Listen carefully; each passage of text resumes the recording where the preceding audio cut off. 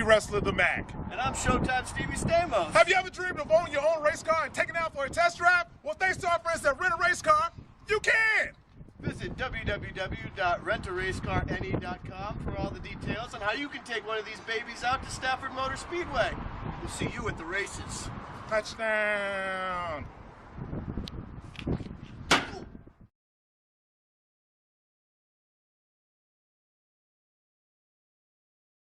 Coming in hot.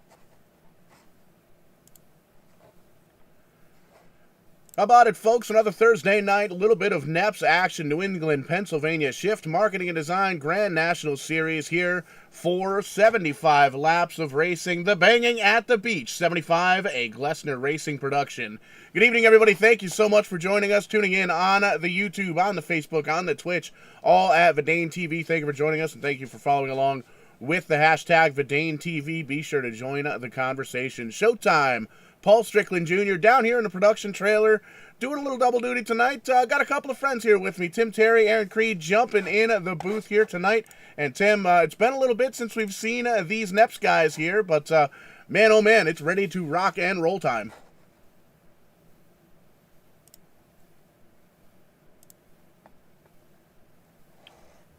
Oh, hello? Yep, and we got everything rocking and rolling now. Technology, Tim, you and I talk about this all the time. Technology is fantastic when it works, but great to have everybody here tonight, and exciting to have these NEPs guys back on the airwaves. Been a couple of weeks since John Peters won at the Watkins Glen, but looks like he's picking up right where he left off. Actually, a four-way tie for the lead in 1972 in qualifying. How about that? And the poll's going to go to John Peters, so exciting news for the 09 camp. Yeah, the top four, or the top five within a tenth or so, or just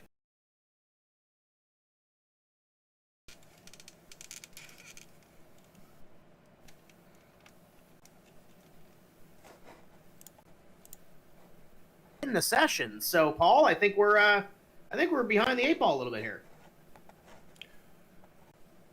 Getting these cars lined up on pit road here, it looks like. So we're getting ready to rock and roll. Beautiful sunset there in the background, and having a couple of technical issues. I think we've got them all fixed here. Aaron, you're still with us, right? I am here. Good to be back. And you and I were talking here before the show. These guys really anxious to get going, really ready to rock and roll here at the racetrack, and kind of getting into the cooler months. Everybody's been working on their cars, kind of tarping them up for the holiday season. Thanksgiving just in the rearview mirror, looking out the windshield at Christmas and New Year's coming up here in just a few weeks' time. And everybody's already getting itchy, trying to kind of ease the cravings for that race car action.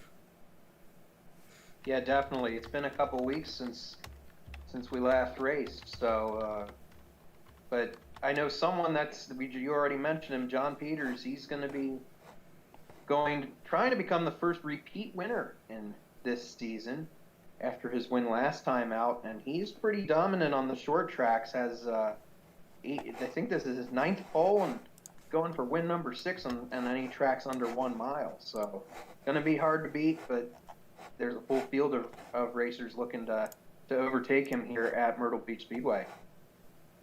100%, and 5 races so far this season, 5 different winners so far, and we have to look a little bit down the list of ways to find out where John Peters is in the points at the 2-time reigning and defending back-to-back champion, all the way down in 9th place in points, right behind Brent Roy, who's got the 8th spot. So uncharacteristic for John Peters, but coming off that win at Watkins Glen last week, definitely has some momentum on his side here, Tim. Yeah, absolutely. But your point leader, Zane Farrell, has not won a race yet this season. Stephen Daddio has, and Daddio up near the front of the field as well, qualified in position number 4. And Zane Farrell, who will be our in-race reporter this evening, qualified in 7th. And between Zane Farrell and Dale Glessner, who's our race sponsor here this evening, they do not have a win. They're looking to change it here at Myrtle Beach, with the field getting ready to come to green. Pace car is into the infield, and John Peters, along with Ryan Libby, waiting for the green flag to come out. And there you can see the pace car down on pit road. Everybody lined up 2 by 2 all the way through. John Peters up front. The 46 car right on his outside. Green flag is in the air. How about that jump on the outside for the 46, but John Peters grabs that gear, gets up through the gears, and he's got that turn 1, turn 2 exit. Yeah, they're still side-by-side coming at it too, but it looks like Peters is going to clear him in the number 09, and let's have another lap led by John Peters. And it's going to be interesting. It's only a 75-lap feature, but I believe they get 2 sets of tires, and this is a track surface that is abrasive on tires. A very old track surface Myrtle Beach Speedway is, and we've got a yellow right away. Ryan Salvatore finds himself in the 12 car pointed in the wrong direction, gives us an opportunity here to pull up the very first Kong Beer Bong instant replay of the evening, and we'll back up the tapes and find out exactly why it is we're under caution flag numero uno here. The RSAL TV machine pointed up into the outside wall. Looks like he may have had a little bit of assistance, but that was also looking at the tape in the replay, or in the rewind. You can see crosses the start-finish line, gets in there just a little bit too hot, locks up the brakes. Looks like he saw a little bit of smoke up there in front of him. 44 gets a little bit of piece of it, but definitely kind of wrinkled up that left front quarter panel just a bit, but it doesn't look like the damage is too bad for the 12 camp. And Paul, this place is a rhythm racetrack as well, and I think Ryan just missed the rhythm going down into corner number 1, trying to get that thing locked up, but definitely early in this one as we continue to work under the caution flag, first one this evening. And you look at some of those drivers near the back of the field. You got the 229 team, the team from Maine, the team from Canada, Brent Roy, Wyatt Alexander. They didn't qualify very well this evening. Their teammate John Peters at the front of the field. So you want to talk about a little bit of a team rivalry, Paul? It looks like the Maine guys are kind of at the front and at the back, kind of bookending this field. Yeah, and quick cautions here at Myrtle Beach was just very exciting. We can see we're already 5 laps into this one, lined up 2 by 2. The lights are already off in the iRacing Mustang pace car. John Peters still up front. Ryan Libby on his outside. Evan Belvedere, Bellew in the 3rd position. Steve Daddio, Kenny Kibbe there in the top 5. And that's one of those jokes that's been going on for 3 seasons now. Wherever Kibbe is, Libby is right there with him, and Libby and Kibbe both in the top 5. Libby and Kibbe have shown a lot of strength this year. Go back to green. Getting it sorted out pretty early on in this run. You can see the front 6 or 7 cars or so single file. The 99 car of Daddio having a good run. He's up a spot from where he qualified in that 3rd position. Evan Blue right in behind him. Kenny Kibbe, Jason Ricker, and Zane Farrell, the points leader, back in that pretty pink race car, the number 14.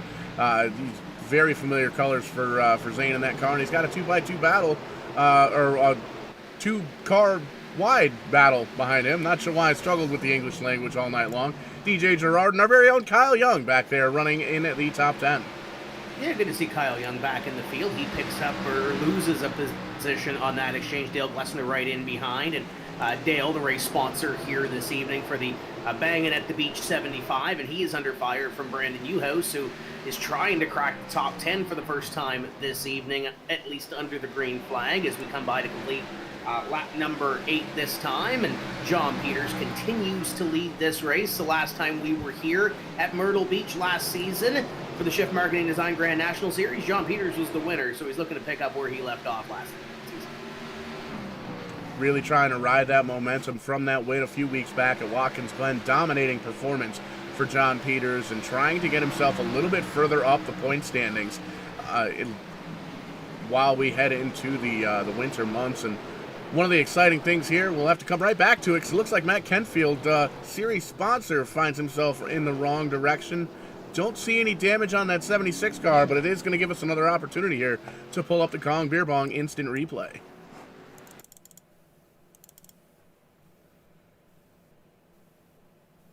And as we get rewound a bit, it looks like a little bit more of the same from that first incident. You can see the 76 crosses the stripe, heads on into turn number 1, and almost looks like he wanted to try a little bit of a different arc that time by. Kind of went a little high to try and arc it down just a little bit too sharp, and finds himself being acquainted with that inside safer barrier, or the inside cement wall there. No safety barriers down there. A little bit of damage again to the left front quarter panel, but not too bad. Able to grab a gear and drive away from this one.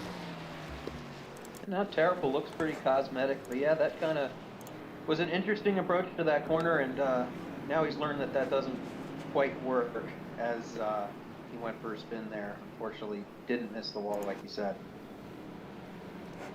So we've got a little bit of a break here. Lights still on the iRacing pace car. See if we can potentially get hooked up here with our in-race reporter. Tim, see if you can dial up Zane. Zane, it's Tim Terry in the booth. You got a copy? Yep, gotcha.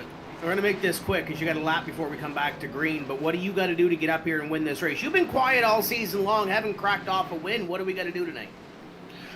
Survive. The setup's not really to my liking, and I feel like I'm on ice skates the entire way around here. Had 2 restarts so far. Inside line place to be? It's hard to tell right now. Still early. All right, go get him. Hey, thanks, man.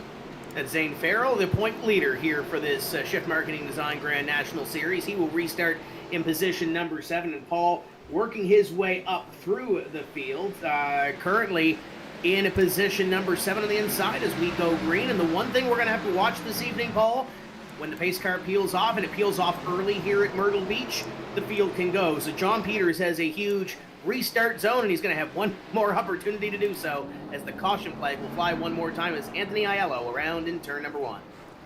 Yeah, the three of us were watching these guys do a little bit of practice here before the race, last half hour or so, and definitely saw a lot of cars very, very loose in the back end. And we're going to have to actually zoom this out just a little bit because it seems like the action starts a little bit further up, and we find Anthony Aiello sees the smoke up ahead, tries to lock the brakes up. There you can see some contact.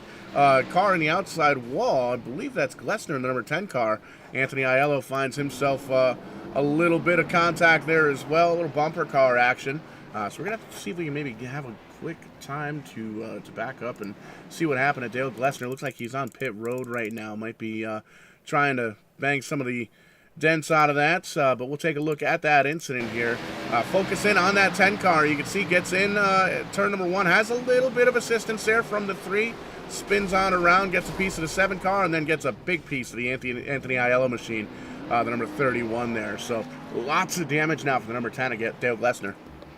And a tough break for Anthony Aiello, just nowhere to go.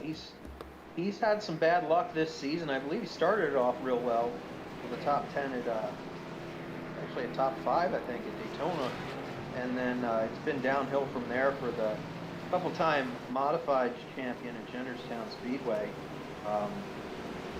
Yeah, so hopefully he can get this back in the right direction for the remainder of this race.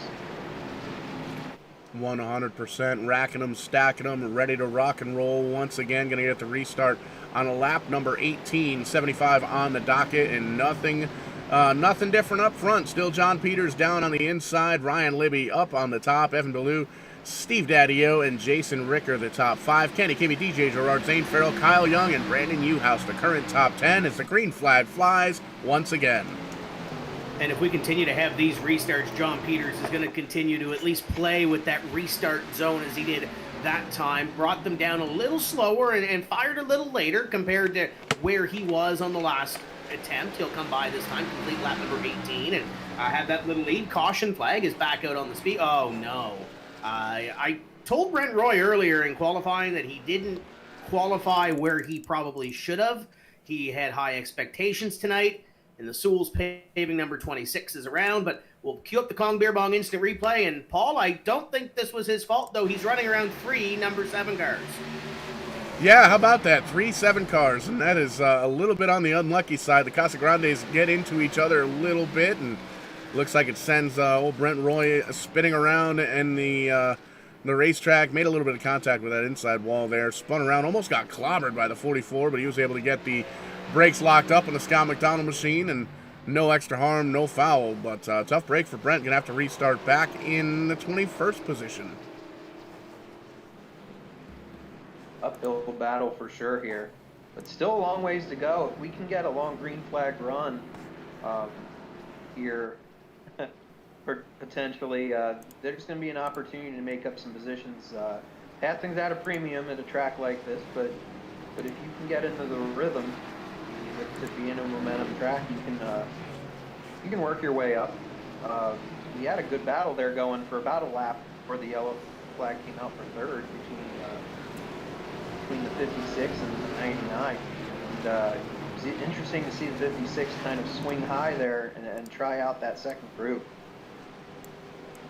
And I think the further we get on into this race, already just about a third of the distance down, 2/3 to go, I think we're going to see these drivers try a little bit of something extra with just a few minutes left in the final practice session before the green flag dropped here earlier this evening. Saw some guys trying some things, and it almost looked like a little short track dirt racing action here. But there you can see another great restart for the 09 and the 46, but caution flag going to come out one more time. Kyle Casagrande down in the grass. And guess what? It's the 3.7s again, or it happened right around the 3.7s. I'm going to make the joke, I don't know if anybody else is, but this almost feels like a Pass North race with 3.7s in the field, and they just happen to be right on top of each other. I think that's our newcomer down there in the 7 NH, and he sends Mr. Casagrande for his pinball. Yeah, just a little bit, and we started joking when we saw that there were 3.7 cars here in the race this evening, entered in the race this evening, and well, it's not tough to find all of them if they're all in one spot bumping into each other. But a tough break for Kyle Casagrande in that 007 car, and he's going to restart towards the back. 22 cars right now, still on the lead lap. Yeah, still some work to do, but there's time to do it. And those chrome wheels on that number 007, we might see that towards the front half of the field here if he can stay out of trouble. That seems to be one of the keys in this race, is stay out of trouble, as we've had quite a few mix-ups there in the back half of the field so far. So it, just like Zane Farrell said, it could be a race of survival, both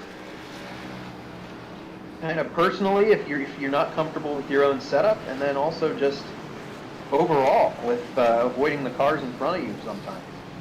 A little bit of a war of attrition here at the short track. A little bit of steel cage racing, as coined by Stafford Motor Speedway. One of my favorite terms to come from the racetrack. Big wrestling fan growing up, and still, yeah, it's still real to me, damn it.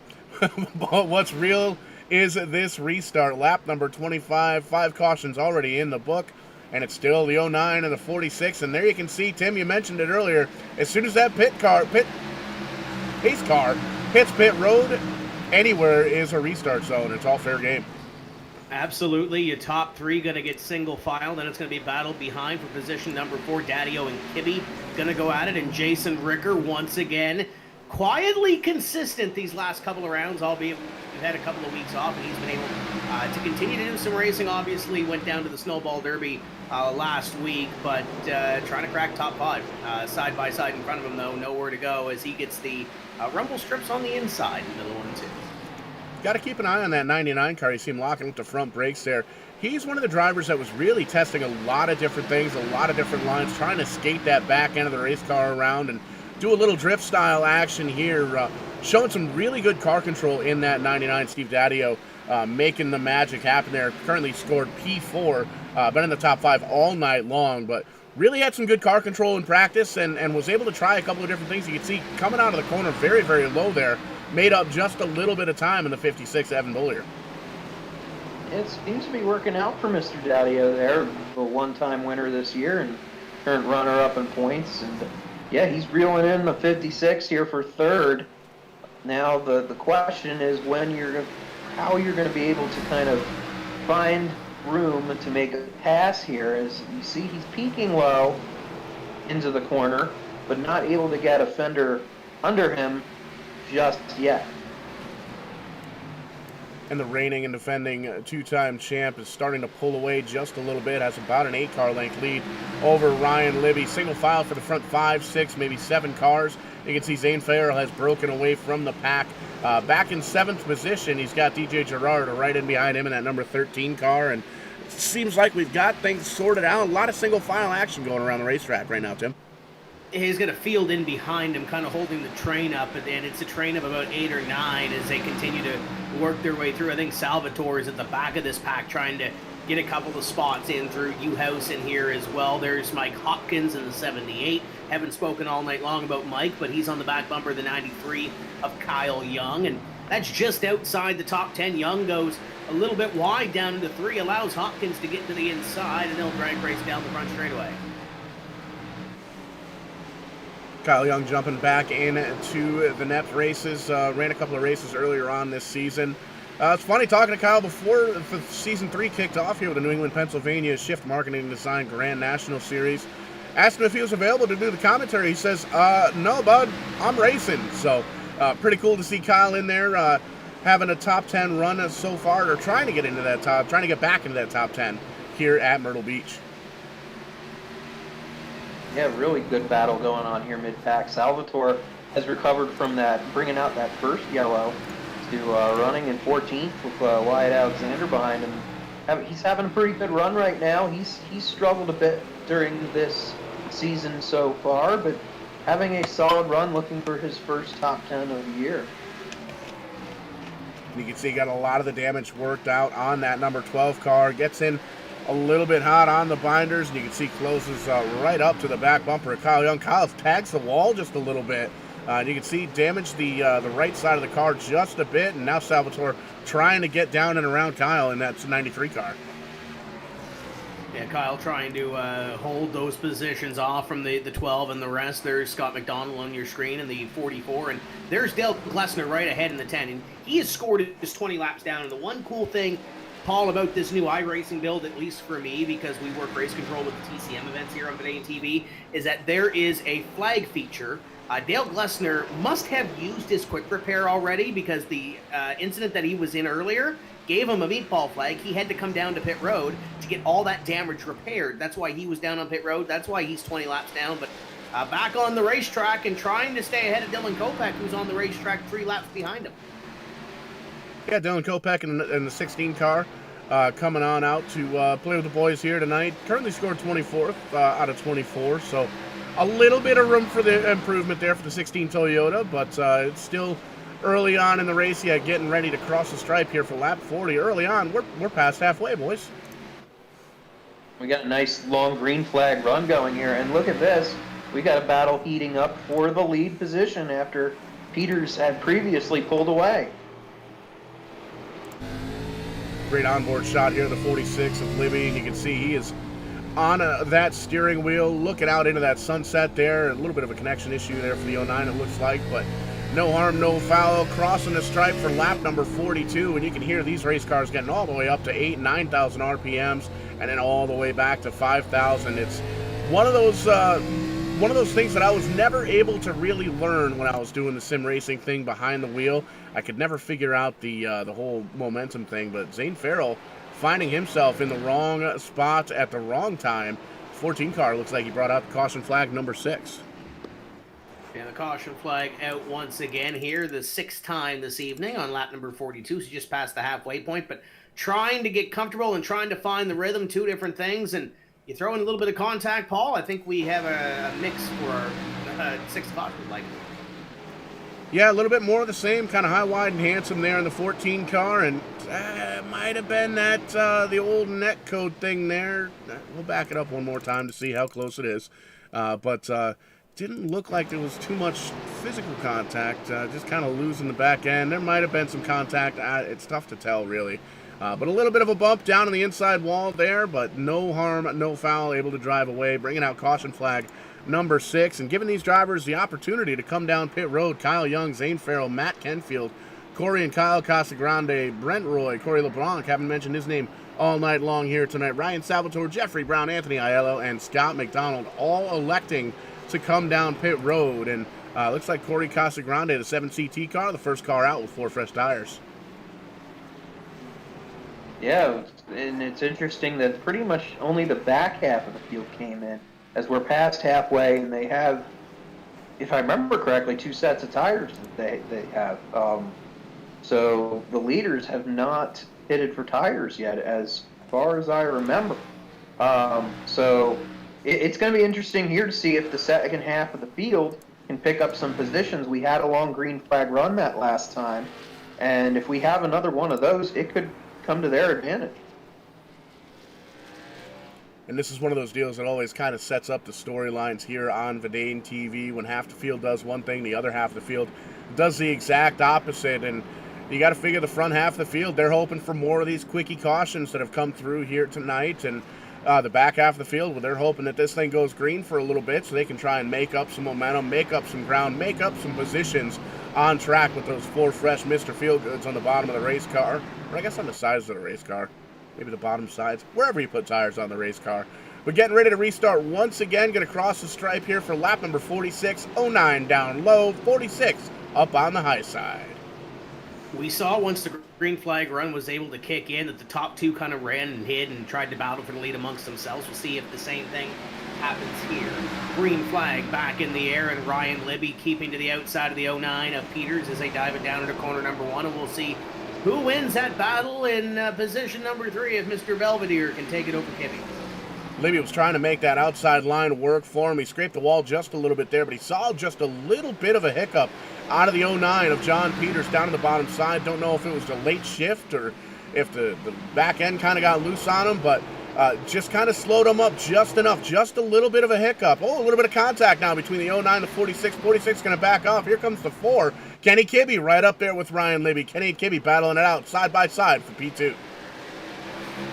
Libby's hanging on there still, though. Really fighting back for that second position. What a great restart he had with Peters there, and kept it alongside of him for a while.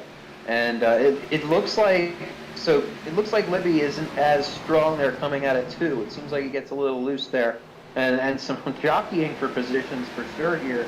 A little further back, a lot up for grabs here between around 9th or 10th. Corey Casagrande, one of the first that pitted. Michael Hopkins and a whole lot of competitors there, trying to make their way towards the front.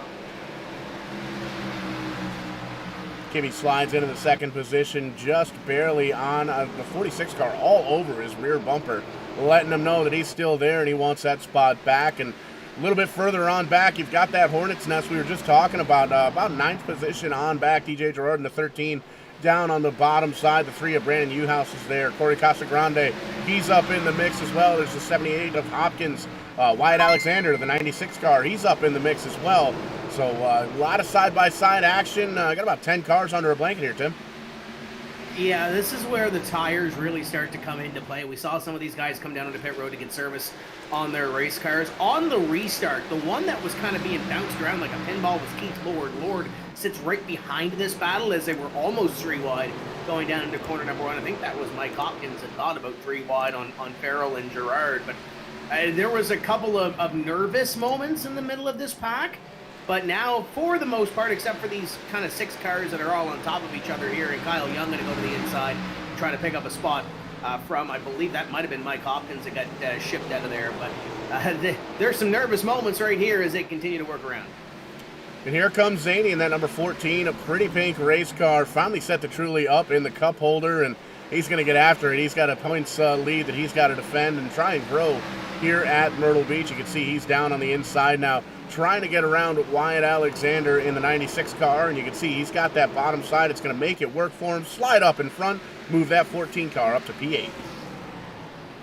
Yeah, nice recovery for Zane Farrell after that one yellow. And how about Corey Casagrande, a couple positions up in 6th spot. Now, we've seen him run in the top 10 a few times this year, but at the end of the race, there always seems to be something that eludes him there.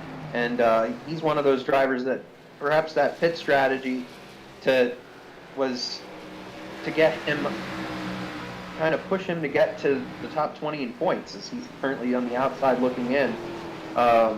So he's looking for points and some strong results. I was going to say we had a battle for the lead, but this is a bare-knuckle brawl between these 3 drivers, Kibbe, Libby, and Peters, 1, 2, and 3, bouncing off the walls, bouncing off each other, making everything point in the right direction and putting on one heck of a show. 1, 2, 3, bumper to bumper to bumper, Kibbe, Libby, and Peters. They continue to work around here for the lead position. Small little footnote, boys. Mike Hopkins had an issue on the back straightaway. He bounced off the wall and bounced off, I believe, Cody LeBlanc. And the 16 of Dylan Kopech was the innocent bystander in that. Hopkins almost impaled the pit wall. He stayed green, though, because it all went to pit road. Self-cleaning racetrack at the end of the day, Paul, but a tough break for Hopkins and a tough break once again for Dylan Kopech when it rains, it pours for the 16 team. And speaking about raining and pouring, something's going to happen here because this pack has been working on it for about the last 10 laps. 100%. You can see the 99 of Daddy up on that high side, trying to make it work for him, trying to drag Kyle Young along for the ride up on that high side. Salvatore in the 12 car down on the low side. The 96 is there as well. Wyatt Alexander having a great run. Biggest mover of the night, up 13 spots from where he qualified. Currently running in the 8th position. Been in the top 10 for quite some time now. As Zaney trying to pick up another spot. All the way up to 5th right now as he gets around Corey Casagrande. Now setting his sights on the back bumper of that 56 car. Zane Farrell coming in a hurry. Car sure has come to life during the second half of this race, and I believe the front 4 did not pit, so he's on fresher tires. Now, the track like Myrtle Beach, how many laps are those fresher set of tires actually working in your favor? Right now, he's up to 4th, and he's got clean racetrack in front of him to catch that front 3-pack of Kibby, Libby, and Peters. And now he's got a little bit of clean air in front of him to try and figure out what those 3 drivers up towards the front are doing. 14 laps to go here at Myrtle Beach. Zane Farrell, I think he's got 2.6 seconds to make up here. There's potential for another caution. You can see there's still a hornet's nest back there about mid-pack from 9th place on back. But Zane Farrell in a really good spot with 4 fresher tires. Little 3-wide action in behind them. But he's going to need some laps in order to get up here, and he's quickly running out of those as the sand comes through the hourglass here. The 9 of Ricker going to try to pick up a couple of spots and work his way through traffic, and he's got to get this battle in front of him figured out first between Wyatt Alexander and the 93 of Kyle Young. They continue to go side by side. Kyle Young, maybe an unorthodox line way up there against the wall and trying to apex it in the middle of 1 and 2, but whatever works for him, he's still side by side with Alexander. Kyle Young has seen so many races this year alone, but he's seen so many races in person. Does a lot of race chasing. He's seen different cars, different styles, different ways of getting around a racetrack. I would trust Kyle Young if he's going to try something a little unorthodox for sure. Yeah, very impressed with his run so far, and despite trying out those different lines and whatnot, a great top 10 run for him, and back up towards the front. Zane Farrell's making up a little bit of ground on this top 3 in that white and pink driving suit. That's a lot of pink. That's a lot of pink. Pink shoes too.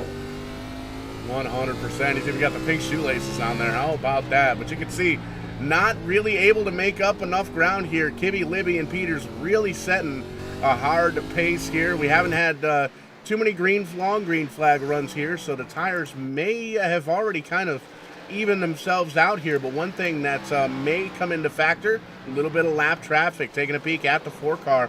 Has himself about a 10 car length lead now over Ryan Libby, but a couple of lap cars up in front here with 8 laps to go. Got to pace himself and get around these cars and make sure he maintains a lead between himself, Libby, and Peters. And Libby starting to gain a little bit of ground on Peters and pull away from that 09 that led the early laps of this race. But Kibby going to come up on these 2 lapped cars. Scott McDonald in the 44 being the first of those 2 to try to navigate around here in the late stages. They'll come by this time and see 6 laps to go. Crossing the stripe and the flashbulbs going off in the crowd, knowing this one is just about over, but still 6 times around this racetrack before we get there.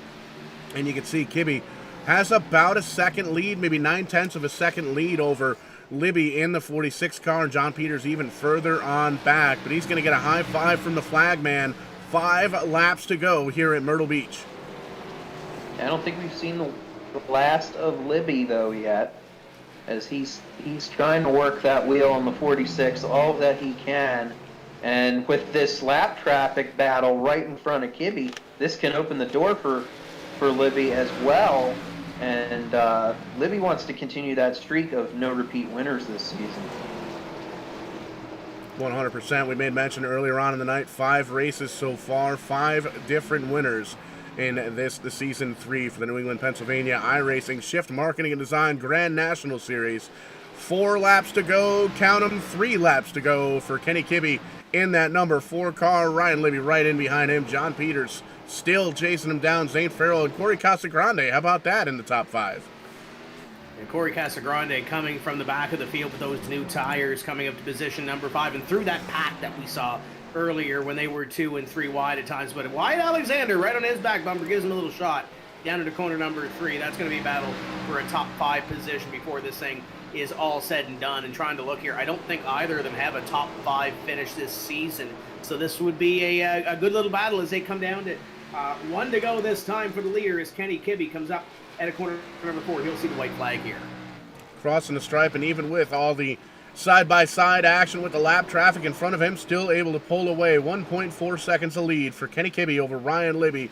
John Peters a little bit further on back. He's got a set of corners to make it happen, and all he's got to do is hit them nice and make sure that everything is A-OK. That 4-car, Kenny Kibbe, coming to victory lane for the very first time here in Season 3. Hell of a run there in the second half of that race for Kenny Kibbe.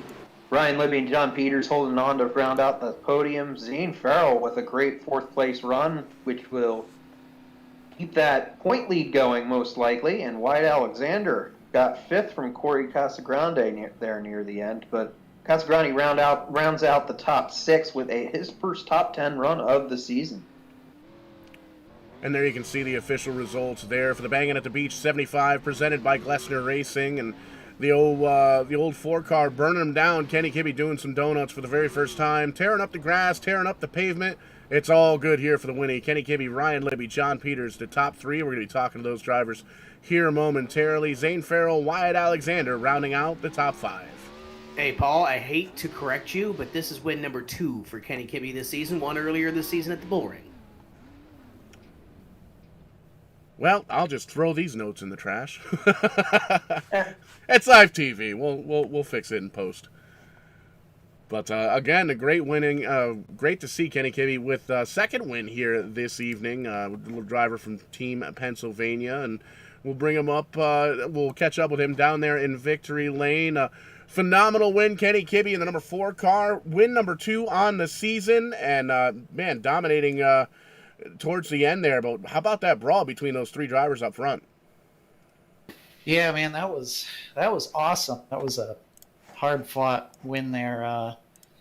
Yeah, just I noticed those guys, the top 3, 4, whatever, were fighting for quite a bit of the beginning part of the race, and I noticed the second half there looked like Libby was really starting to put the pressure on Peters, and I finally got a restart where I was in 4th, and the high line was kind of came in there in the second half of the race, and got 3rd and saw an opening and just kind of went for it. And I can't believe it stuck, and we made a pass on the bottom for 2nd and 1st. But I think maybe they just kind of wore their tires out, because at the beginning I was kind of just running my line and biding my time and not really battling with anybody. So maybe that kind of helped us. And we're seeing now 6 races in the books here. You're the first driver to win 2 races here in Season 3. And came into tonight 4th in points. And the point standings really starting to take shape. Zane Farrell having another good run, finishing 4th, a couple positions behind you. Steve Daddio was good all night long. Looks like he might have actually slid outside the top 10. He did back in the 11th. So going to be a couple of points gained here tonight. Momentum picking it up here as we get a little bit later on in the year and we move on to 2022. But exciting to see the momentum here start building for you. Yeah, for sure. I mean, it's been well documented. The first few races didn't go our way, but we showed speed in both of those. And then we finally just started to get the results, and they've come on, better than even last year. Last year we were consistent, but just could never break through for a win. And I really figured that once we got that win, kind of the floodgates might open. And so far that might be proof of that. We got 2 already, and we're going to be looking for more. But I guess these short tracks in the Xfinity cars seem to suit us. And that pretty much answers my next question. We're off for another 75 laps to South Boston next Thursday night here on Vidane TV. I was going to ask what you had, but it sounds like you're ready to rock and roll for next week, too. Yeah, I mean, South Boston's really tough to pass at, very line sensitive.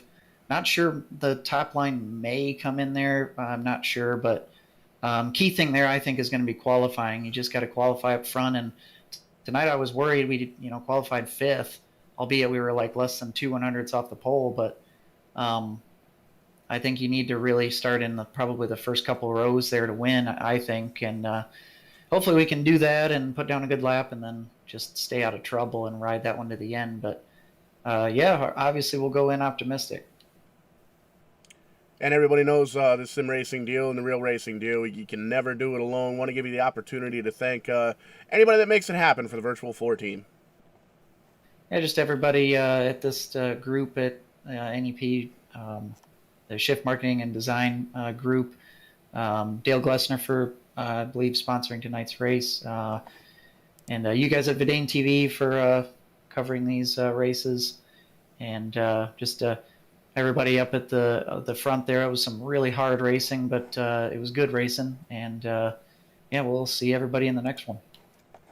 100%. A phenomenal run here tonight. Congratulations. Go celebrate. Thank you. Tim, you're a little bit further down pit road. I believe you've caught up with the Bibster himself, Ryan Libby, tonight's P2 finisher.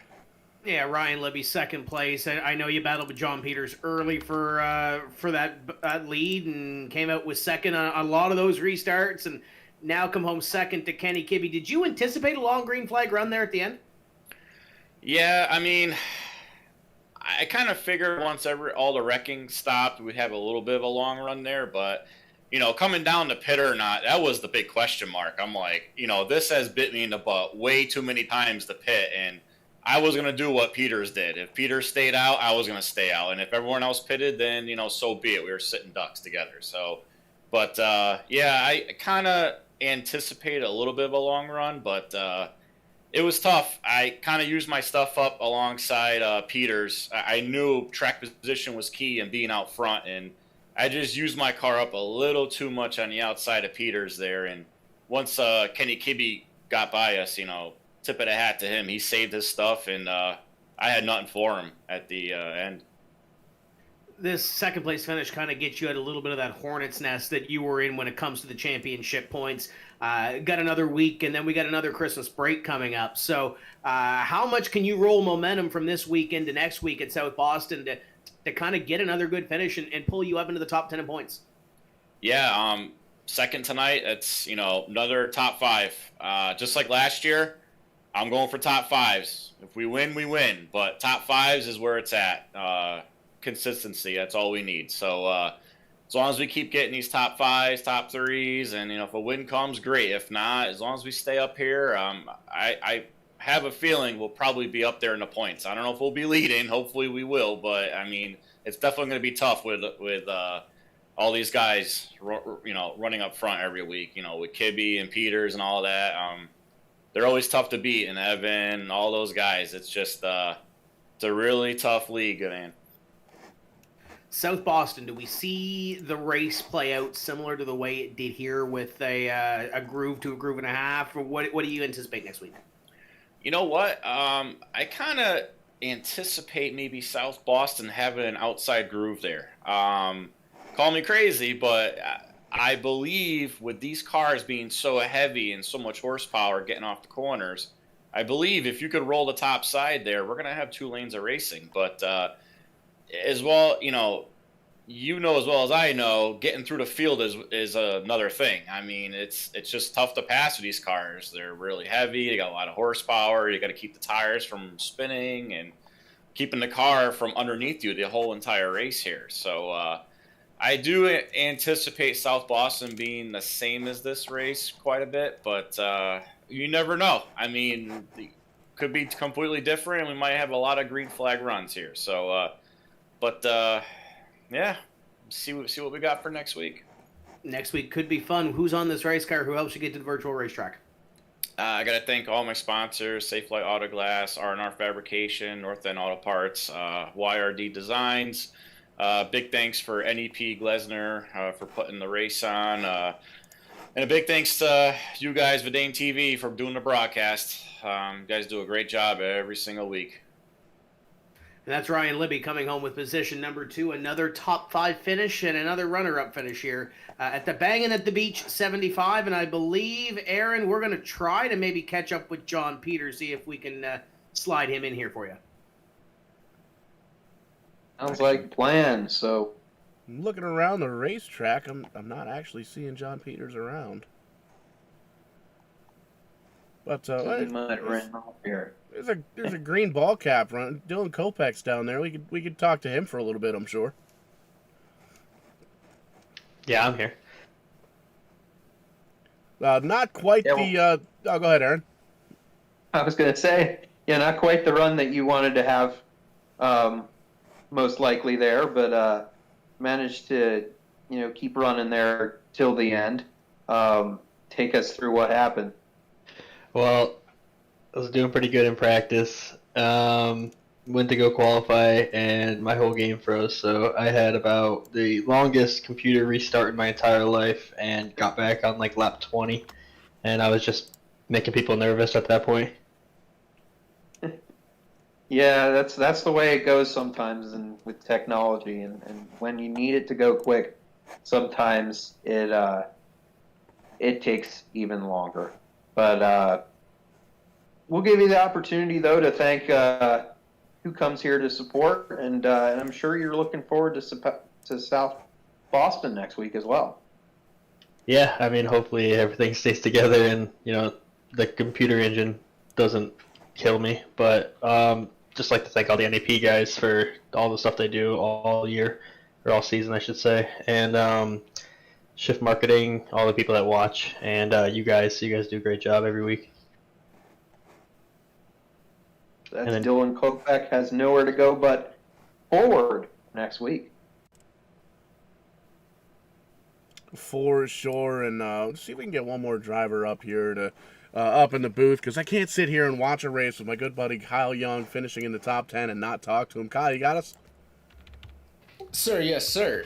I haven't talked to you in quite some time. You've been busy at all of the racetracks, apparently. 99, I believe, was the final count this year. Is that right? I mean, it's the current count, but it sure isn't the final count. We still got 2 more to go. Fantastic. A good run here tonight, and telling Tim, definitely had a little bit of an unorthodox line that we saw you kind of trying in some of these racing, some of the racing action here tonight, kind of middle to high, arcing it in a little bit on the weird side. But, man, with all the racing action you've been at, all the different racing styles and tracks and cars that you've seen, was that something trying to kind of mimic somebody else's driving style, or what was the story behind that? No, I was not at all expecting the top side to be anything worth using tonight. And once we had that final caution and everybody in the back half of the field came down, I kind of got trapped on the bottom, and everybody was making passes on the top side. So by the time I got up there, it was a little too late. I mean, I was still able to pick up some positions and got myself into the top 10. But Zane and Corey, the guys that had pit that were behind me, they got by and got out into clean air a lot faster than I did. So that was a bit frustrating. And then as the run kind of went on, it just got super, super tight, and it was really, really difficult to get it to stay pointed in the direction that I wanted it to go. So fortunately, towards the end of the race there, we were able to kind of separate ourselves from Jason Ricker and Ryan Salvatore, and kind of have a little bit of a cushion to coast into a solid 8th place finish tonight. The goal was just to get a top 10. Ended up putting down a fairly decent lap and started pretty well in the field, which kind of made me a little nervous because these things were very, very sketchy on cold tires. So was just hoping not to be that guy that dumps himself in front of the whole field, and managed it, got through it, solid top 10. So I'm pretty satisfied for just the 3rd race of my season so far. Starting and finishing in that P8 position, a solid top 10 for sure. Got to give you the opportunity here, Kyle, to thank anybody that makes it happen for that virtual 93 team. Well, I mean, the only people we got on this thing are the beautiful people here at Verdane TV. So always nice to slap the Verdane TV colors on and give you guys some more exposure on your own broadcast, I guess. Nailed it. But the people sitting in the virtual Myrtle Beach Speedway, which is dead now, they needed the exposure just as well as you did. 100%. A good run here, Kyle. We going to see you next week at South Boston? Yeah, we'll be back for Sobo. I don't believe we'll make the next few races after South Boston. I'll be heading back up north to New York for the holidays, and then, believe it or not, the joy of living here in North Carolina is that there's racing all year round. So you know that the race chasing professional is going to be back on the road come January. So we'll see how all that plays out, but we'll definitely be back here racing next week at Sobo. 100%. But a good solid top 10 for sure this evening. And Tim, Aaron, a great race, another one in the books here tonight. This points battle really starting to heat up with these top 5 guys. Yeah, absolutely. The top 5 are getting closer. The battle for 20th, and we really didn't talk about that a whole lot tonight either, is the battle to lock into the Oxford 250 that they have coming up in January. So there's really some battles all around, trying to get wins, trying to be the first one to win too, which is now Kenny Gibby, and trying to get that point lead. And Aaron, we got one more race before the Christmas break, so one more opportunity for these guys to end 2021 on a solid note next week. Yeah, and some got a head start on it already. Like we mentioned, Jorge Casagrande, Ryan Salvatore with his first top 10 of the year. They were all kind of right on the edge of that top 20 position. Corey was on the outside looking in. So some of those drivers are going to be able to breathe a little easier maybe after South Boston, but we got to get through another short track race like this once again, and it's going to be exciting to see what occurs next Thursday.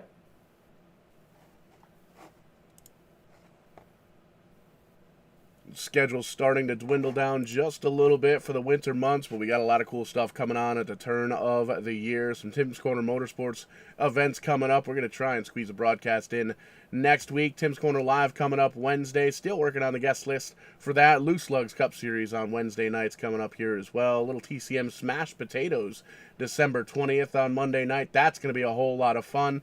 And you made mention already, Tim, the Oxford 250 coming up here in January as well. January 4th going to be the qualifying night. You'll be able to catch that live here on Verdane TV as well. But that's going to wrap things up here for us. Speaking of real racetracks, do have to make one little quick note that the New England, Pennsylvania Shift Marketing and Design Grand National Series, the official sponsor of lap number 69 of the 50th running of the Spring Sizzler at Stafford Motor Speedway this coming April. Nice. But for everybody up here in the Verdane TV booth, I am Showtime Paul Strickland Jr. For Tim Terry, for AA Ron Creed, and Kyle Young, who's still hanging out with us. Thanks so much for tuning in here tonight. We'll catch you on the flip side. When we do, we are going to be doing it live.